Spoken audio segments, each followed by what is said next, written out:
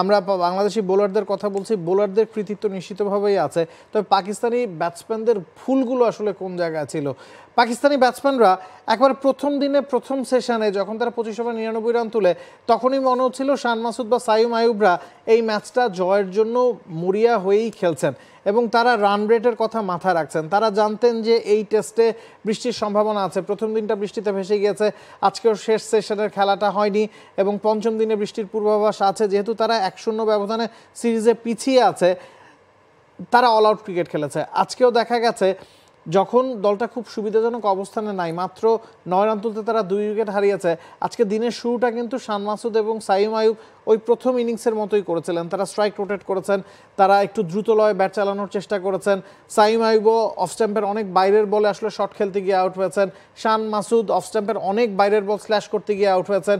সঠিক প্যাড আর সঠিক তথ্য দিয়ে কেশু সামলে নিব এক হয়ে মোনালিসা স্যানিটারি ন্যাপকিন। এবং তখন কমেন্টেটর আমির সৌরভ বলছিলেন যে এভাবে ভার্টিক্যালি খেলতে গিয়ে শান মাসুদ অনেক আউট হয়েছেন, তবে এই জিনিসটা তিনি রেকটিফাই করছেন না। বাবর আজম, মোহাম্মদ রিজওয়ান, তারা নাহিদ রানার পেইসে কিন্তু পরাস্ত হয়েছেন। বাংলাদেশি বোলারদের নিশ্চিতভাবেই ক্রেডিট আছে, তবে পাকিস্তানি ব্যাটসম্যানরাও কি আসলে একটু বেশি সামনের কথা চিন্তা করতে গিয়ে নিজেদের বিপদও ডেকে এনেছে? তা তো বটেই। তবে আমার ওই রিজওয়ানের উইকেটটা নিয়ে একটুখানি বলতে হয়। অনেকে বলছেন যে তিনি একটু অভিনয় করেছেন কিনা, তবে সেটা তো ভিন্ন ইস্যু, সেটা মাঠে হতে পারে, সেটা তার ব্যক্তিগত ব্যাপার। তবে যে ক্যাচটা তিনি যে 0 রানে তিনি আউট হতে পারতেন, কিন্তু তিনি 43 রান করেছেন। শেষ দিনে বাংলাদেশের জয়ের জন্য কিন্তু 143 রান লাগে। আপনি যদি 43 রান বাদ দেন তাহলে বাংলাদেশে লাগতো 100 রান। কিন্তু Pakistani not necessarily 43 run Rizwan করেছেন। রিজওয়ান না থাকলে পার্টনারশিপ গুলো হতো না। সালমান আলী আগিয়ার সাথে ওই পার্টনারশিপটা হতো না, তখন রানটা আরো কম হতো, 100 না আরো অনেক কম লাগতো, অনেক কমই হতো। তবে আরেকটা যে ব্যাপার, যে আমরা পাকিস্তানি ব্যাটারদের নিয়ে কথা বলি, তবে সিরিজ শুরুর আগে যদি আমি আপনাকে জিজ্ঞেস করতাম বা যে কাউকে জিজ্ঞেস করতাম যে বাংলাদেশি বোলারদের জন্য সবচেয়ে বড় হুমকি কি, সেটা সম্ভবত অন্তত 90 জনের, মানে 100 জনের মধ্যে 90 জনই নামটা বাবর আজম।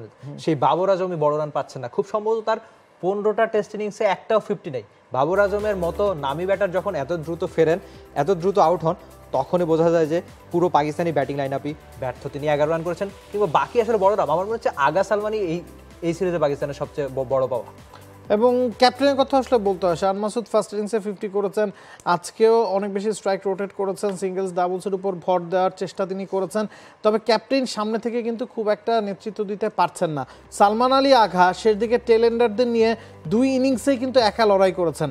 ফার্স্ট ইনিংসেও 50 করেছেন, এই ইনিংসেও তিনি নট আউট ছিলেন। 47 রানে যদি তিনি নট আউট না থাকতেন, টেল এন্ডারদের নিয়ে ওই অল্প কিছু রান যদি তিনি যোগ না করতেন, সেক্ষেত্রে পাকিস্তান হয়তো আজকেই ম্যাচ হারের খুব দোরগোড়ায় পৌঁছে যেত। For more updates, subscribe to our YouTube channel and click on the bell icon. Follow us on Facebook and Instagram. Download T-Sports app to enjoy exciting games and highlights. Visit tsports.com.